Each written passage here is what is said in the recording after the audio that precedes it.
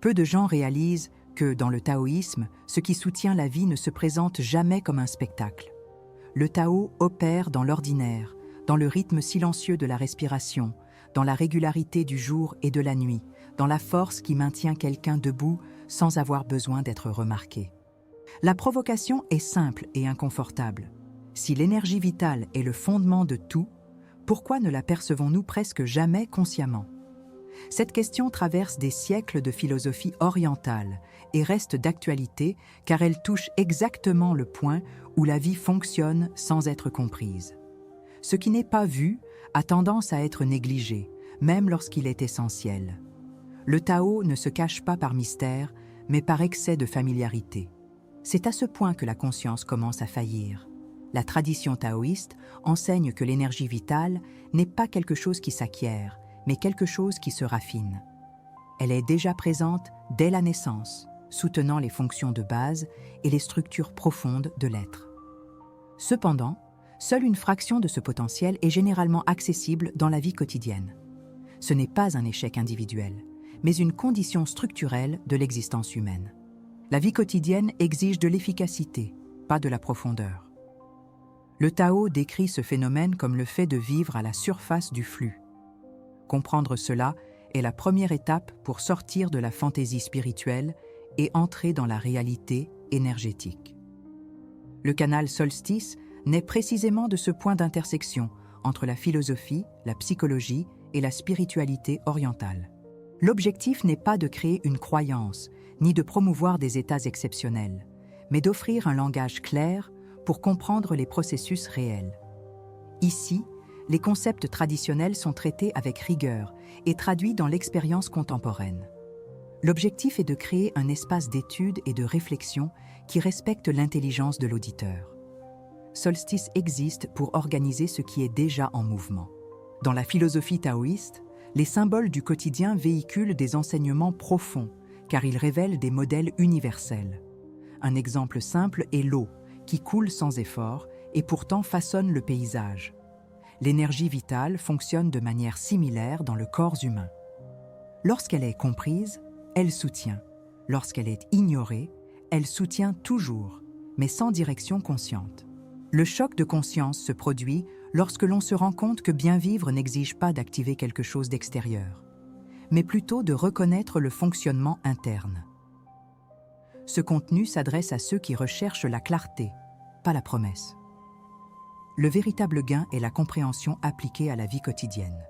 Des études contemporaines en neurosciences et en psychologie somatique confirment que la conscience corporelle et la régulation énergétique ont un impact direct sur la perception, les émotions et le comportement. Le taoïsme l'a décrit il y a des millénaires sans le langage scientifique moderne.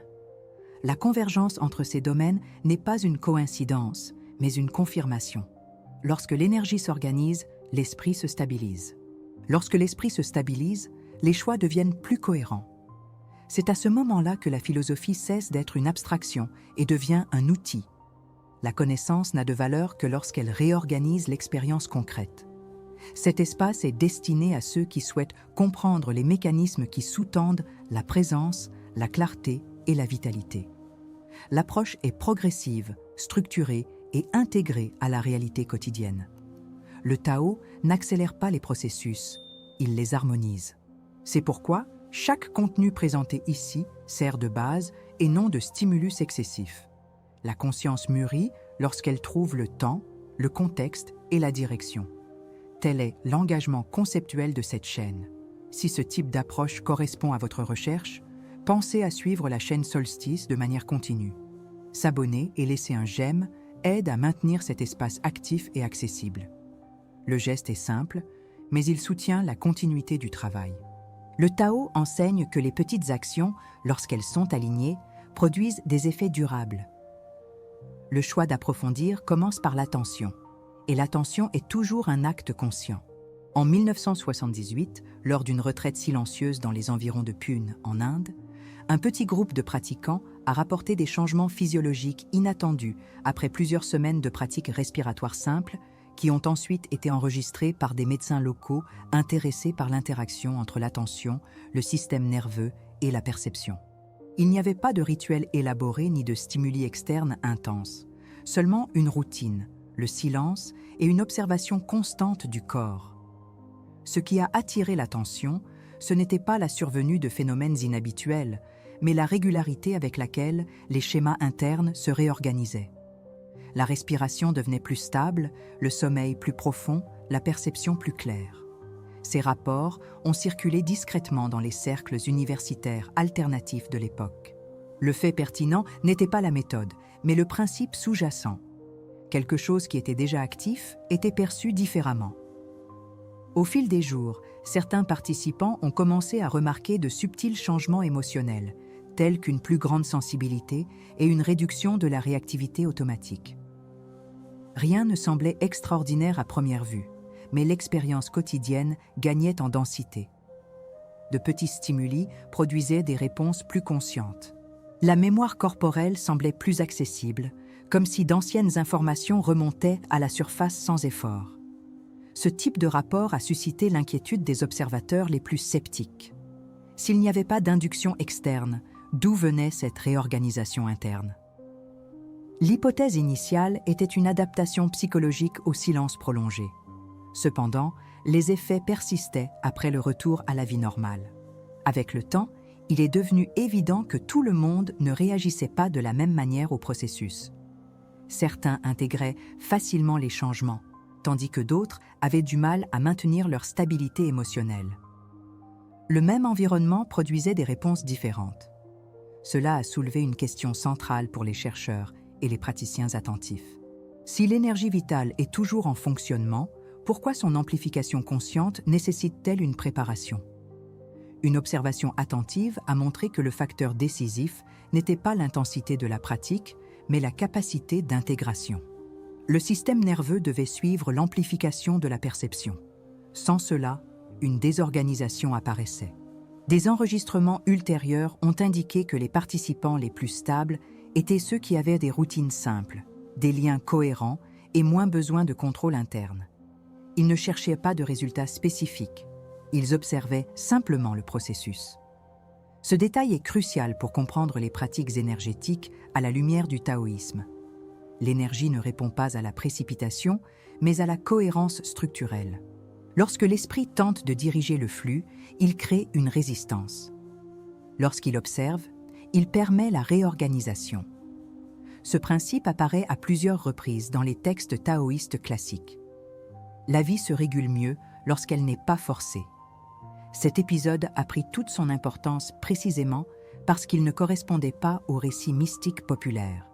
Il n'y avait aucune promesse d'illumination ni d'événements spectaculaires. Il y avait des données, une continuité et des effets mesurables dans la vie quotidienne. À partir de là, il est devenu plus clair que travailler avec l'énergie vitale ne signifie pas activer quelque chose d'extraordinaire, mais comprendre l'ordinaire en profondeur. Dans ce contexte, la Kundalini cesse d'être un concept abstrait et devient une fonction vivante. Elle soutient, organise et amplifie selon le contexte. Ignorer ce rythme engendre un déséquilibre. Le respecter apporte de la clarté. Cette lecture exige d'abandonner les interprétations romantiques et d'adopter une attitude presque pédagogique face à sa propre expérience. Le taoïsme a toujours considéré le développement interne comme un processus graduel et intégré à la vie quotidienne. Il n'y a pas de rupture entre la pratique et la vie quotidienne. Lorsque l'énergie se déplace, elle réorganise les valeurs, les choix et les priorités. Cela exige du temps, de l'attention et du discernement. Sans ces éléments, le même processus qui élargit peut semer la confusion. L'histoire de ces pratiquants reste pertinente car elle révèle un modèle universel. L'énergie sans intégration ne produit pas de sagesse. Comprendre ces principes prépare le terrain pour approfondir le sujet avec une sécurité conceptuelle. Ce qui suit ne repose pas sur des croyances, mais sur une observation structurée. La continuité de ce contenu dépend du suivi étape par étape du développement de ces idées. Rester attentif à ce qui sera présenté ci-après fait partie du processus de compréhension lui-même. Aller de l'avant est le moyen le plus direct de maintenir la cohérence de ce qui est en train d'être construit. Lorsque l'augmentation de l'énergie vitale commence à générer un inconfort, La réaction la plus courante consiste à essayer de corriger l'effet sans en comprendre la cause. Beaucoup de gens ont recours à des distractions, à un excès de stimulation, à des rationalisations ou à des tentatives de contrôle émotionnel pour réduire l'intensité de l'expérience interne. Ces stratégies semblent fonctionner à court terme, mais elles produisent des effets secondaires évidents. La sensibilité ne diminue pas, elle se fragmente simplement. Le système nerveux reste activé, mais sans organisation. Il en résulte généralement une fatigue mentale, des fluctuations émotionnelles et une perte de clarté. Résoudre le problème uniquement en surface tend à l'aggraver silencieusement. Une autre réponse fréquente consiste à intensifier encore plus les pratiques, en partant du principe que l'inconfort indique un blocage. Ce raisonnement est structurellement erroné. L'accélération du processus, alors qu'il y a déjà des signes de surcharge, augmente la désorganisation interne.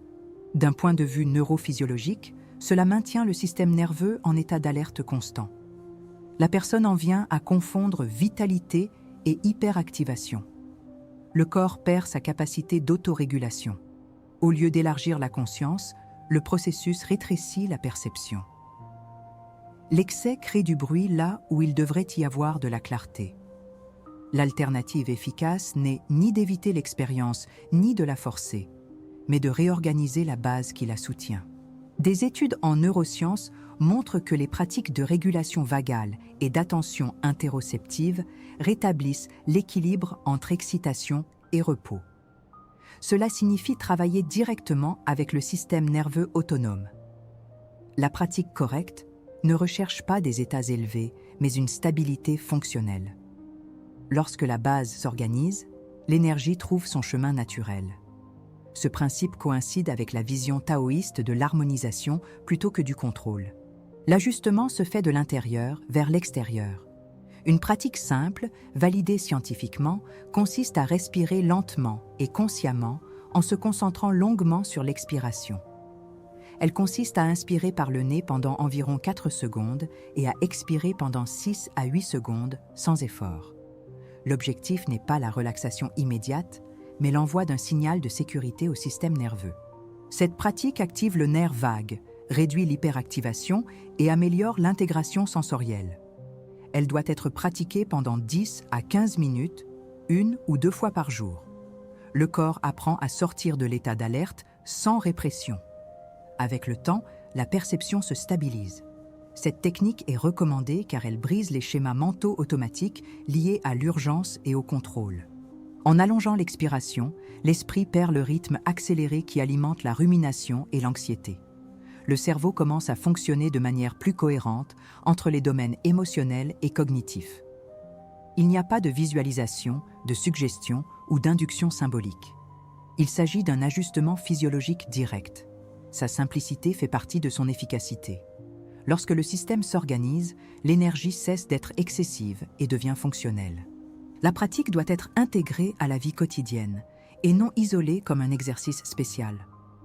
La pratiquer avant des activités exigeantes ou à la fin de la journée renforce ses effets. Le plus important est la régularité, pas l'intensité. Avec le temps, la personne perçoit une plus grande clarté émotionnelle et une réduction de la réactivité. L'énergie vitale reste active, mais intégrée. C'est à ce moment-là que le développement interne cesse de générer des conflits. La conscience s'élargit parce qu'elle trouve une structure pour se soutenir. Pour consolider cet engagement envers la réorganisation consciente, il est utile de rendre l'intention explicite. Écrivez dans les commentaires la phrase « Ma stabilité passe avant l'intensité ». Ce simple geste renforce le choix d'une voie intégrée et cohérente. L'apprentissage s'approfondit lorsqu'il y a une participation active. La continuité de ce processus commence par une décision claire. Et les décisions claires produisent des changements réels. L'analyse de la Kundalini révèle un principe fonctionnel présent dans diverses traditions psychologiques et spirituelles. Dans le taoïsme, cette énergie correspond au flux du Qi qui soutient et organise les processus vitaux sans effort conscient. Dans le bouddhisme, la pleine conscience permet de percevoir ce même mouvement comme l'impermanence organisée de l'expérience. En psychologie, on parle d'autorégulation et d'intégration du système nerveux. Bien que les langages varient, l'objet d'étude est le même. Comment la vie s'organise-t-elle en interne? La Kundalini n'est pas une exception mystique, mais une expression amplifiée de ce fonctionnement. La comprendre exige d'abandonner ses attentes et d'adopter une observation structurée. D'un point de vue psychologique, l'amplification de l'énergie vitale intensifie les contenus déjà existants. Les émotions, les souvenirs et les schémas cognitifs deviennent plus accessibles à la conscience. Cela explique pourquoi les processus non intégrés émergent avec plus de force. La pratique ne crée pas de conflits. Elle les révèle simplement avec plus de clarté. Carl Jung a décrit un phénomène similaire en traitant de l'amplification de l'inconscient. Sans une structure égoïque suffisante, l'expérience peut devenir désorganisatrice. Le même principe apparaît dans le taoïsme lorsqu'il affirme que la force sans forme engendre le chaos. L'énergie et la structure doivent croître ensemble. Dans la spiritualité orientale, le développement interne n'est jamais séparé de la vie quotidienne. Le Tao ne se manifeste pas en dehors du quotidien, mais dans la manière dont on mange, travaille et interagit. La Kundalini ne recherche pas la transcendance immédiate. Elle approfondit l'expérience humaine au lieu de la nier. Le bouddhisme renforce cette vision en mettant l'accent sur la libération par la compréhension directe de l'expérience présente. Il n'y a pas de fuite du monde, mais de la clarté à l'intérieur de celui-ci. Une pratique correcte soutient une présence continue. C'est le critère de la maturité spirituelle. L'application pratique discutée précédemment s'aligne sur cette compréhension. Réguler le système nerveux, c'est créer une base pour que l'énergie s'organise sans rupture. Psychologiquement, cela réduit les états dissociatifs et améliore la cohérence interne. Spirituellement, cela correspond au principe d'harmonisation plutôt qu'à l'effort. La respiration consciente agit comme un pont entre le corps et l'esprit. Elle n'impose pas de direction à l'énergie, elle enlève simplement les obstacles fonctionnels. C'est pourquoi son effet est stable et cumulatif. La pratique respecte le rythme naturel de l'organisme. Ce respect du rythme est central, tant dans le taoïsme que dans le bouddhisme. Forcer les états internes est considéré comme une forme d'attachement. Attachement à l'expérience, au résultat ou à l'identité spirituelle. Lorsque la pratique devient compulsive, elle perd sa fonction intégratrice. La psychologie reconnaît ce schéma comme une recherche de contrôle face à l'incertitude. La spiritualité orientale l'interprète comme un déséquilibre entre l'intention et l'acceptation. Dans les deux cas, le remède est le même, retour à la base. La base est un corps régulé et un esprit stable. La Kundalini, en ce sens, n'est pas quelque chose à éveiller, mais quelque chose à accompagner avec discernement. Elle opère déjà silencieusement à tous les niveaux de l'être. Le travail conscient consiste à aligner la perception, l'émotion et l'action sur ce flux. Cela exige une clarté conceptuelle et une pratique cohérente. Sans compréhension, l'expérience devient confuse. Sans pratique adéquate, le concept reste abstrait. L'intégration se produit lorsque les deux vont de pair. C'est l'axe commun entre la psychologie et la spiritualité. En fin de compte, l'analyse révèle que le développement interne n'est pas une accumulation d'expériences, mais un raffinement de la relation avec la vie. La Kundalini représente le potentiel de ce raffinement lorsqu'il existe une structure pour le soutenir. La psychologie offre un langage pour comprendre les mécanismes. La spiritualité fournit une orientation vers le sens. Aucune des deux n'est suffisante isolément. La compréhension profonde naît de leur convergence. Si l'énergie qui soutient la vie n'a jamais été absente, ce qui change réellement lorsque nous commençons à la percevoir consciemment. Dans le taoïsme, cette question ne cherche pas une solution logique ni une réponse définitive, mais un réalignement de l'attention. Ce qui est essentiel s'annonce rarement, car il a toujours été présent, opérant en silence. La perception ne change que lorsque l'automatique perd de sa force et que la conscience revient au simple geste d'être vivant. Peut-être que le véritable apprentissage ne consiste pas à activer quelque chose de caché, mais à interrompre la dispersion continue qui masque l'évidence. Suivre ce parcours offre l'avantage de reconnaître ce qui a toujours fonctionné sans être vu. Lorsque l'évidence devient claire, l'expérience change de qualité. La question reste ouverte, car c'est ainsi que le Tao enseigne. Tout au long de ce chemin, le thème se révèle moins comme une technique que comme une attitude face à l'existence. La Kundalini, comprise comme une force vitale organisée, n'exige ni croyance, ni effort héroïque, ni attente extraordinaire. Elle répond à la clarté structurelle, à la stabilité interne et à l'intégration dans la vie quotidienne. Le gain réel ne réside pas dans des expériences intenses, mais dans une relation plus lucide avec ce qui se passe déjà à chaque instant. Lorsque l'énergie trouve une structure, la conscience s'élargit sans conflit ni rupture. Cet élargissement n'attire pas l'attention, mais soutient la cohérence. Il ne transforme pas la vie en spectacle, il la transforme en présence. Ce bénéfice ne dépend pas de circonstances extérieures. Il existe un point où l'étude cesse d'être une accumulation de concepts et commence à fonctionner comme une synthèse silencieuse. Les idées n'ont plus besoin d'être mémorisées, elles sont simplement reconnues dans l'expérience directe. Le Tao décrit cela comme un retour à la simplicité, à ce qui n'a jamais été perdu. L'épiphanie ne survient pas comme une réponse intellectuelle, mais comme la cessation des questions excessives. Quelque chose s'aligne sans besoin d'explication. L'énergie circule parce qu'elle rencontre moins de résistance interne. L'esprit observe parce qu'il n'a plus besoin de diriger le processus. À ce stade, la compréhension devient discrète, fonctionnelle et stable. Le bouddhisme appelle cet état « clarté sans fixation », tandis que le taoïsme le décrit comme « agir sans forcer ». La psychologie contemporaine reconnaît le même phénomène comme une autorégulation mature. Des langages distincts qui renvoient à un principe commun. Il n'y a pas de conclusion, car il n'y a pas de fin au processus. La pratique se poursuit tant que la vie se poursuit, sans séparation entre l'une et l'autre. Chaque respiration offre une occasion d'alignement. Chaque choix quotidien révèle le niveau d'intégration atteint jusqu'alors. Rien ne doit être ajouté pour que cela fonctionne. Il suffit de le percevoir avec honnêteté. La question la plus fertile n'est peut-être pas de savoir jusqu'où aller, mais comment rester entier tout en avançant. Cette question ne demande pas de réponse verbale ni de formulation conceptuelle. Elle trouve sa réponse dans la manière dont le moment suivant est vécu. L'énergie vitale ne réagit pas aux discours ni aux intentions grandioses. Elle répond à la cohérence entre le corps, l'esprit et l'action concrète. Lorsque cette cohérence existe, le chemin se maintient sans effort supplémentaire. Lorsqu'elle n'existe pas, aucune technique ne peut la compenser. Le Tao ne corrige pas, il révèle seulement. L'apprentissage se fait dans cet espace d'observation continue. Cette conclusion ne clôt pas le sujet. Elle suspend seulement le discours de manière délibérée.